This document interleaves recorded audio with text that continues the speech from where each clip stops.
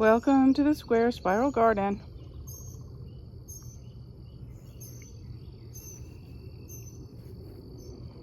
You can see our next million sunflowers are doing really well. We've got two patches of them here and in the middle way around the house. Those over there really help shade that patch of wall there during the summer. And these just make me happy because they're going to grow up into gigantic yellow flowers. We've got lots of cosmos coming up. Cosmos looks a little bit like ragweed or marigold when it first comes up, but it will get very tall. And this one is called Kodiak, I think. Has orange flowers, and let me tell you, it's prolific. Look at this. 1, 2, 3, 4, 5, 6, 7, 8, 9, 10, 11, 12. Like, they're everywhere. They're just all over this area. So I'll have to thin them. But the butterflies in late summer, love them. Here's our coriander, our cilantro that's sprouted, that's bolted rather. So it's going to go to seed before long, and then we'll have some coriander. Let me show you the Artemisia. Now in full bloom. Last week it was just starting to bloom. It's so pretty. It's getting really big too. It's as tall as my waist this year.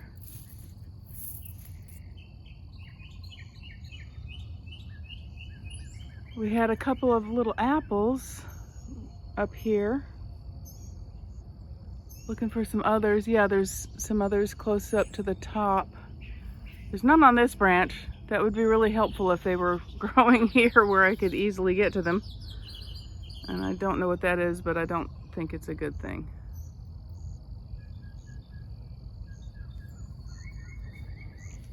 Yarrow, wee pond, mint, cat, mariposa. Yeah, the mint is just thriving this year. Last year it did poorly, which just seems anomalous for mint, but this year it's already knee height. Today is it's the middle of May. What is it, the 16th, 17th, 18th? I think it's the 18th of May. Also loves it when we come to the garden. That was just some Virginia creeper, which likes to creep around my garden. We've got the canna lilies coming up. Here's our other apple tree. I'm not seeing any apples, are you? Oh, there's a bagworm. That's very bad.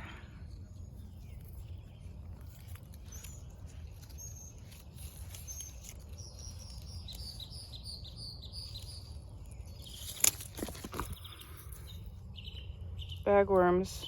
They look like pine cones. They cover themselves in things they got from the tree usually. They're extremely detrimental. They will kill trees over time. They're very difficult to recognize if you don't know what you're looking at.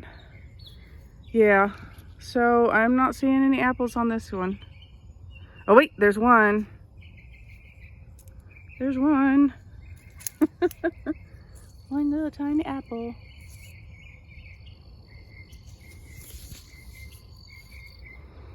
The deer have been browsing.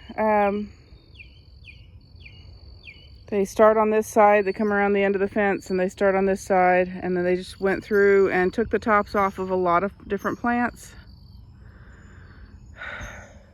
I wonder if I planted some of the garlic over here, if that would help dissuade them. Well, you know what? There's wild garlic right here. It has not dissuaded them at all. Yeah, I still need to take down this patch. The mulberry is still coming back.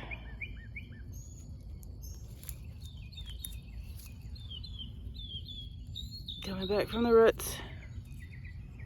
Salvia is doing nicely. It'll have really pretty purple flowers. The Butterfly weed is starting to bud out in flowers. Let's get closer to it. Ouch. Butterfly weed.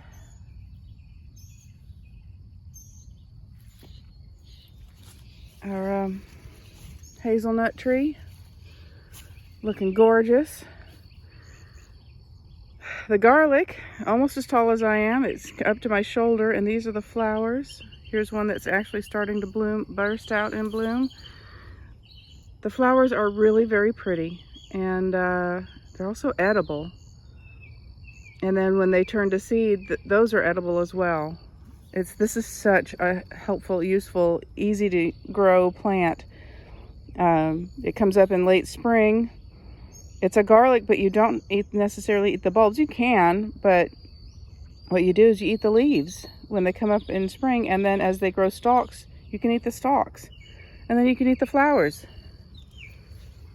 And it's got a sweeter than normal flavor. So let's see, where's the pokeweed that I transplanted? Yeah, pokeweed power, pokeweed power. It's doing fine.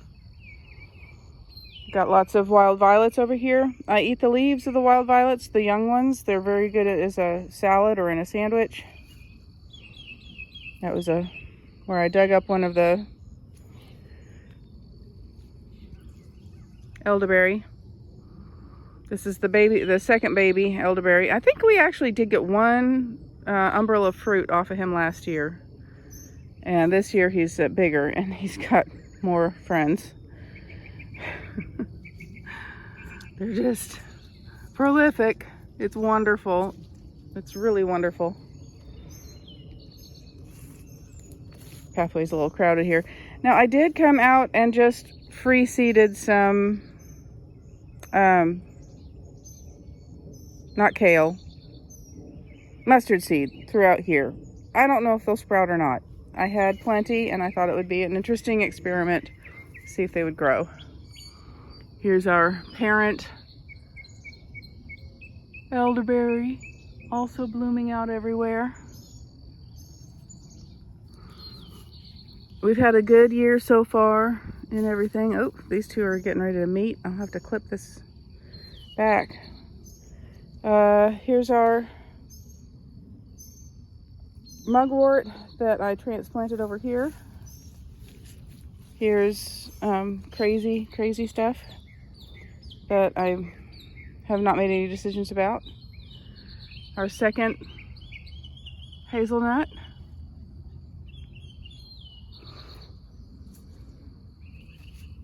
I did come and pull up a lot of this weed along here and just kind of threw it along the fence. And then, no, I didn't plant on this side. I say plant very loosely. Sadly, no sign of life at all from the fig tree. Let's sigh. Let me. I was so hopeful about that. I mean, obviously I'm going to try again. But I guess that the roots were just not well enough developed.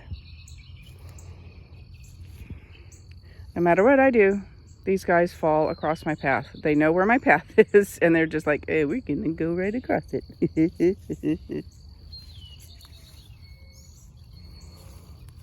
So one of my new developments is I have moved some of this Chinese yam.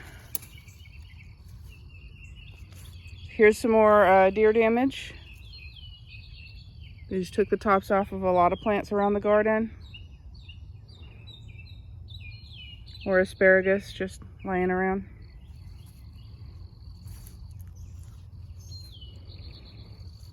I have not done any cleanup on this side of the garden.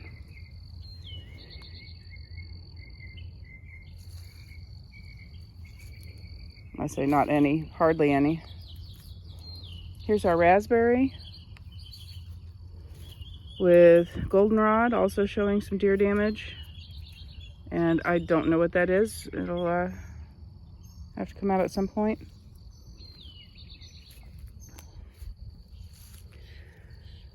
I do love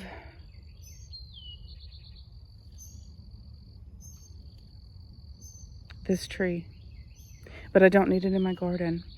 The red bud, which is what this tree is, I dug some up and I was told, oh, they have very deep roots. Oh, you have no idea. Deep and wide.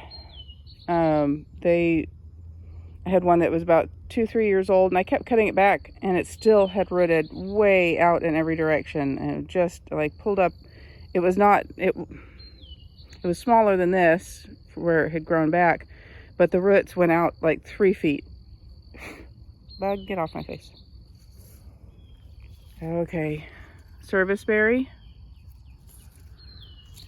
I'm going to need to come in here. I've told myself for a couple of years now that I need to just cut this serviceberry all the way down to the ground and see if it'll come back from the root, because it's not very well developed. It's badly organized.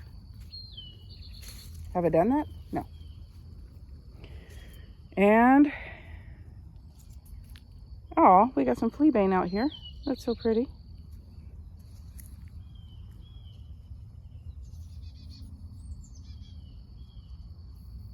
This is a relative of mint, and I will think of its name in a minute.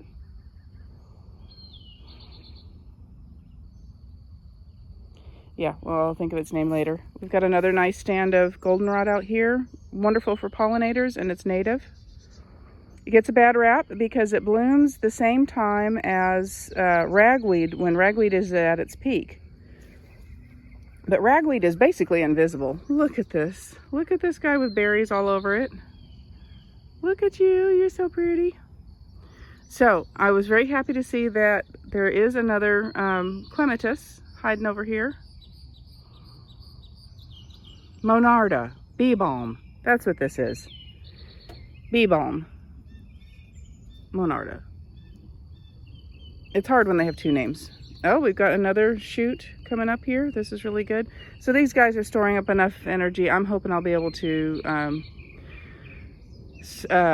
harvest them next year, but the little berries are delightful, aren't they?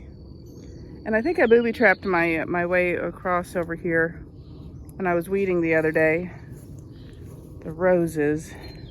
Yeah, I did. I booby-trapped myself. The roses that I'd cut down, that wild rose, I left it right across my pathway. Haha. So this is a lot of the work that I did this past week is right here. Stepping across the roses.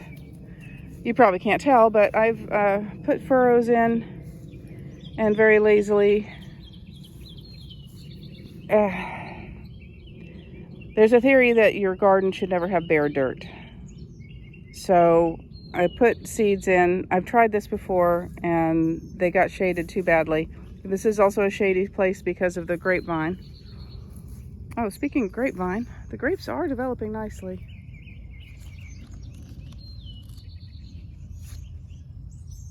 Not that it matters, because the fungus will get them. The fungus grows on the surface of the soil, and if you turn over all of the soil, just then it won't have a chance to grow. And I know that this one,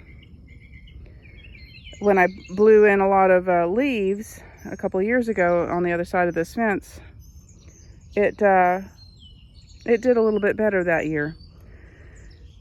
This is why I'm telling y'all, I'm a lazy gardener. I should be doing things for this grapevine, but I'm not. Anyway, I put in radishes and beans. Beans over there because they're going to get more sun. Radishes over here and peas that way. They like shade, and I'm hoping that they will thrive. We do have a lot of volunteer black-eyed Susans this year. That makes me happy because they're one of my favorite. They're basically my very favorite flower. I did have to dig one out of the pathway. There's another one in the pathway I should dig out. There's a bunch right here. Over here I free seeded some amaranth. Let's see if it comes up. And this is also my pokeweed, my original pokeweed patch. So I've got enough pokeweed that at lunch today I'll be able to give to do another poke salad. This is the stuff right here that when it's young like this, you can take the young leaves and boil them twice, drain the water twice, and then they are a wonderful, tasty green. So here's my other new development. The vine is Chinese yam. It volunteered, so I rearranged this bed here.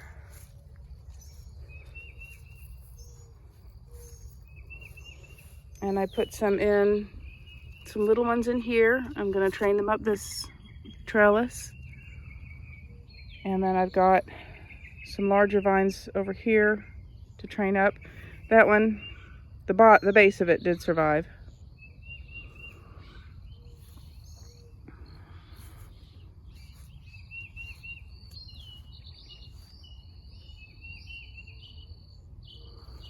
The blueberries, I know that one had set fruit and it's still there. So you can hear all the birds in the background, which is just lovely. So you see the little blueberries here.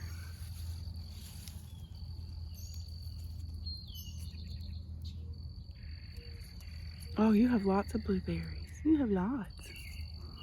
The last couple of years, but before they get ripe, the birds will eat them. But this year, the birds have discovered the mulberry tree. And the first day that the fruit started to ripen, I came home from work thinking I was going to get some mulberries, and they were all basically cut in half by bird beaks.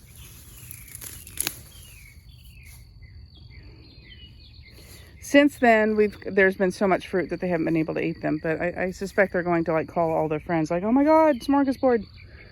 More deer damage. Now these are goldenrod that I'll probably pull up because I want the goldenrod to stay on the south side of the garden. I don't want it to encroach into this area, but it does. It will always do that. Stepping over the rose cane again. And I don't mind if the goldenrod is next to the house either. Strawberries are about done. It was very much like I said last week, I have developed a forager's garden. I have to hunt for all of my produce.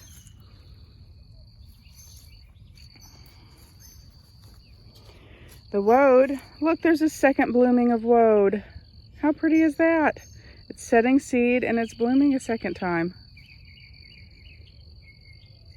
More of the wild garlic, very cute. I cannot bring myself to pull it up. I should, and I don't. The rosemary continuing to recover. No sign of oregano. And before long, we will have gladiolus. I think it'll be June before the gladiola bloom. No sign of blooms on the. You get over there.